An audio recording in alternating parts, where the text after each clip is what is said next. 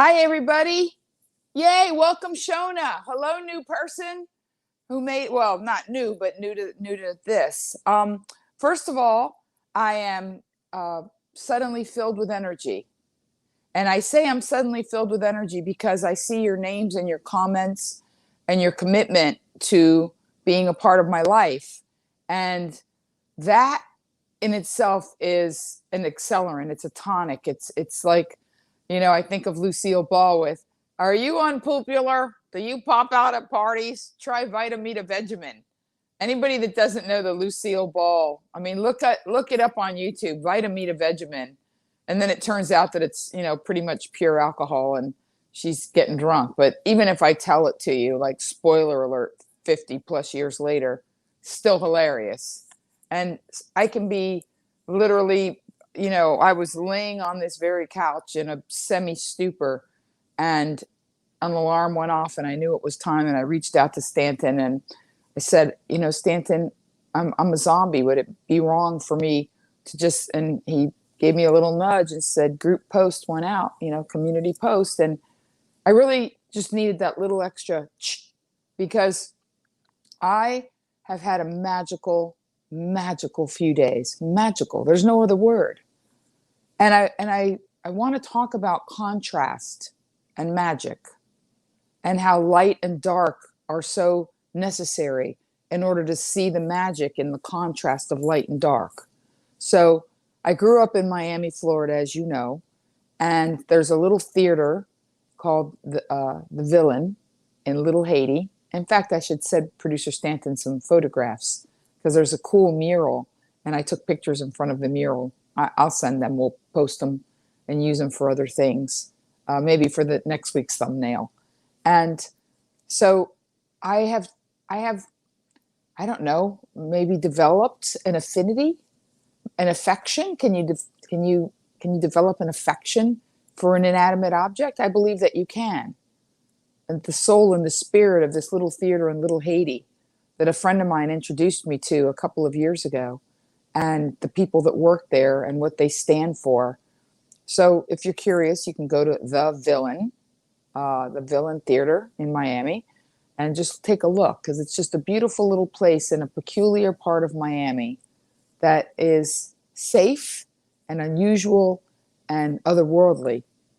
So I perform there. I don't perform at the Improv or, fancier places. And I don't make a lot of money when I work there. But I explain to them what I say all the time, and it bears repeating, that when you get to be a certain age, when you realize that you're closer to the finish line than the starting gun. I like to say I'm middle-aged, but what are the chances that I'm going to live to be 116? I think I'm going to hit 100 plus, but 116, that's pretty old. And that being said, you realize there's some things that are more money than money, that are more money than cash, that are energy, that are currency, that are valuable, that are memories. And my performances at the Villain are like that. All of my fans and friends and family of 31 years since I started open micing come to this peculiar little place, and it feeds my soul and it fills my currency bank account. So I was at the Villain Friday and Saturday night at 8:30. But before I got to the Villain, some of you who follow me on 330 know that I was already on an adventure. I took a red eye Wednesday night after doing a self-tape that I would tell you what I self-taped for, but then I'd have to kill you. So I did a self-tape. Oh, thank you, Stanton. It's just a lovely little place. And usually it's red, but they have it they have their beautiful logo in rainbow because it's Pride in Miami. It's Pride everywhere. But it's just a lovely little place. And I did 2 shows there, and we had great audiences, and we did quite well. So I will send you pictures of the mural because I didn't know who some of the famous Haitians were. And it's just very sweet. There was a place called Churchill's Hideaway. It was like a jazz club, a little bit reminiscent of something you'd see in New Orleans. It was a proper pub. So Wednesday night, I rushed to the airport sound guy Tony drove me to the airport after getting a self-tape, which is where, let me not talk industry lingo, when you used to be back in the day, you would go in and you would read for a part with a producer, and they would read the lines and you would play the part and they would figure out if they liked you. But because of COVID, sometimes they would let you self-tape. You would just tape an audition and send it in via a private link on YouTube or Vimeo. But now, because of COVID, everything is a self-tape. Nobody auditions. Nobody sees producers. It's just not done. So I had my second self-tape, and it was something that I would very much like to get. And sound guy Tony and I barely got it in the can to send to the producers that requested me and get to the airport to catch a red eye. And when I landed in Miami, Fort Lauderdale to be exact, but it's Broward, South Broward County. I fly into Fort Lauderdale Airport sometimes because Miami is like, woo. And it's no different than if you live in LAX flying into Burbank versus LAX. It doesn't make a huge difference. But sometimes the flight times and the traffic and etc. So and Miami International is getting about as bad as LAX. So I landed, my red eye landed, and by the time I got in the rental car, the news of the Champlain Towers collapsing was a big story. And it was growing, and it was going international. And it was a very strange day Thursday. I was grateful I didn't have to perform Thursday night. I had other business to conduct in Miami, and I visited my dear friend Arlene, who lives in incredible splendor. And for those of you who don't know the story, I'll cut to the chase. When I first learned to drive, I used to park in front of a house that was a 100-year-old coral structure that looked very Great Gatsby and was quite ramshackle and had fallen into a little bit of ruin, but was beautiful, exquisite. And I would park in front of it and stare at this enormous ramshackle structure. And many, many, many years later, my friend and her husband, it had already been refurbished and saved and was already quite lovely, but not as lovely as they have made it. And they bought my dream house. So Thursday morning, I arrived at my dream house in the guest room that they allowed me to pick the color that they were going to paint it. Talk about manifesting. I got to sleep in the guest room, guest suite of my childhood dream house in Miami. And that's pretty crazy. I don't know what you think, but does she have the peacocks? That's my other friend. And yes, there's peacocks everywhere. So, and next time, if I weren't so tired, I would have sent these photographs to Stanton. But again, today's just been crazy. My flight was delayed when I got to Miami and Fort Lauderdale, and I was just miserable waiting to board the flight to get some sleep. But I was only miserable from being tired. That was the only miserable I was. Because other than that, it was this incredible time of, as they say, right there, among life is death. Like, as this news story is unfolding, my friend Arlene's husband, who's a successful businessman with many colleagues in North Miami, has it on their big screen TV all day as the news is coming out and it's going international. And as the news is coming out of this tower collapse and it going international, we're hearing the personal stories. There was a couple who went out to dinner and got home very late and were walking towards the tower and remembered that they'd left something in the car. Who knows, maybe leftovers. And walking back to the car, the building collapsed. The building they would have walked into collapsed as they went back to their car to get something they realized they'd left in their car. And these are all anecdotes that my friend's husband heard, talking to people in the community as these things happen and as these things spread. There were some happy stories of people that, had just left on vacation or stayed late or were visiting somebody somewhere else at the time because it was very late. It was 1 a.m. when it collapsed.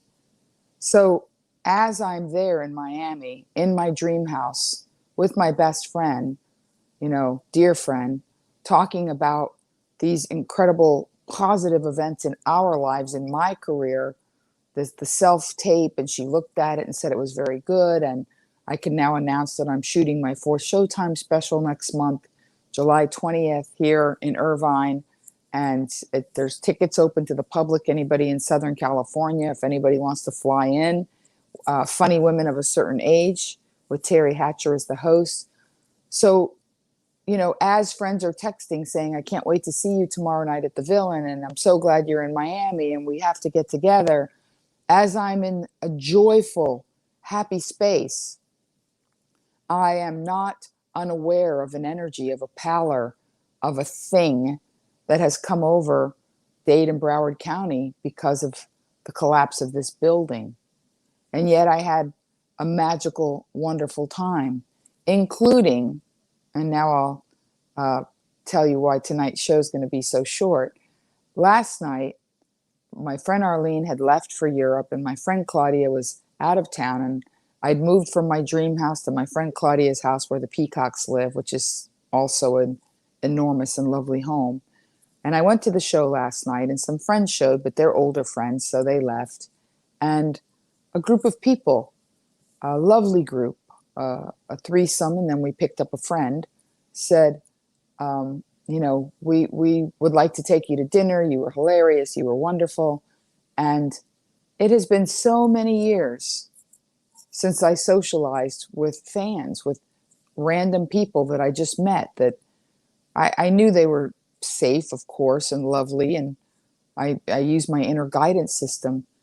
But this wonderful Brazilian man and this incredibly smart Indian man and this lovely girl from China who's an accountant in Ohio, and their friend that they picked up who's an accountant from Curacao, all took me to dinner at this wonderful restaurant in Miami called Mandolin. It's Mediterranean cuisine and grilled squid and very romantic and outdoors and little lights and baklava.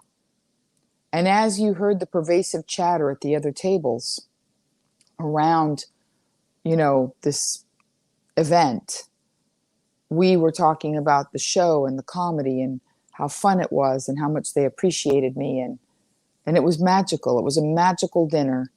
And I was out, and we weren't wearing masks because we were in the restaurant.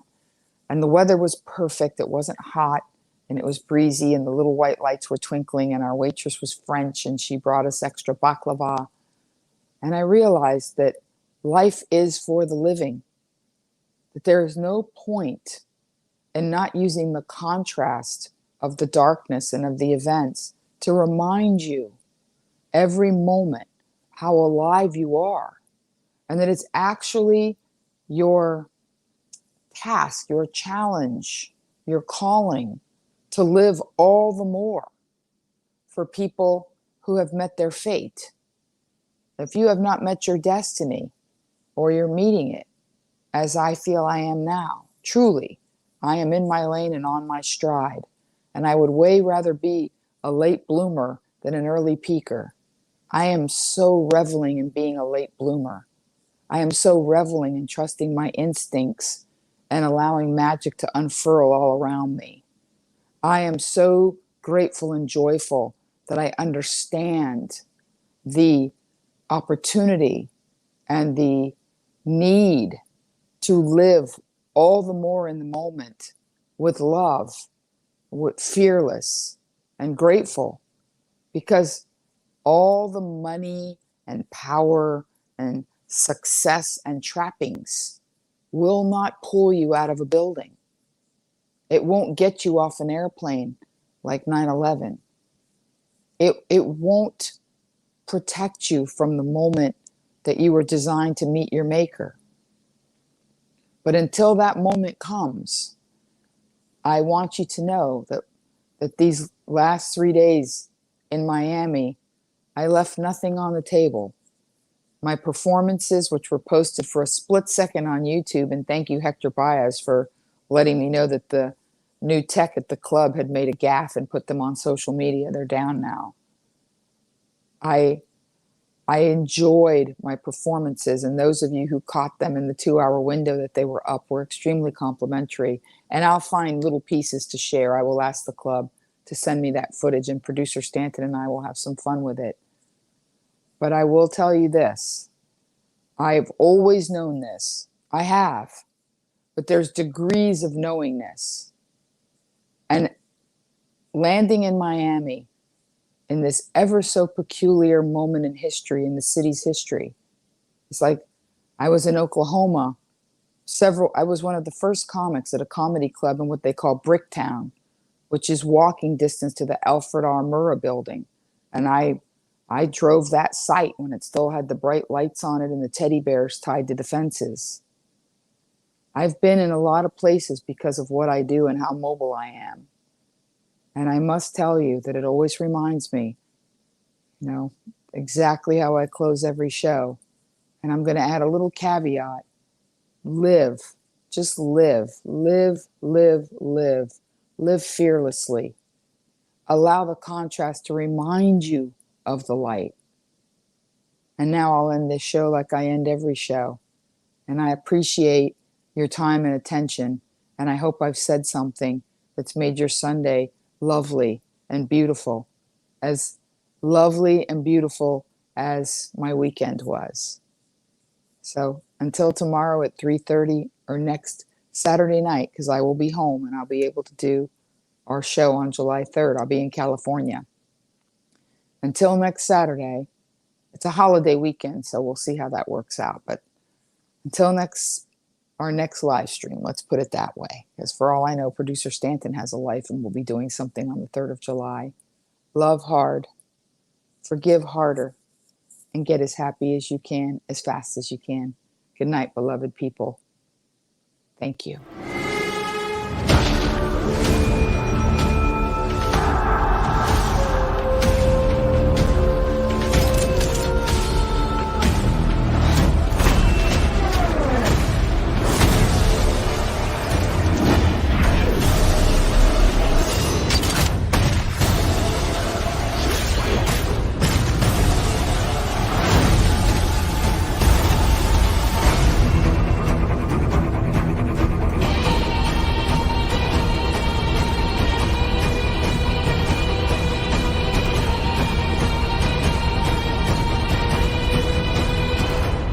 Well, that's neat.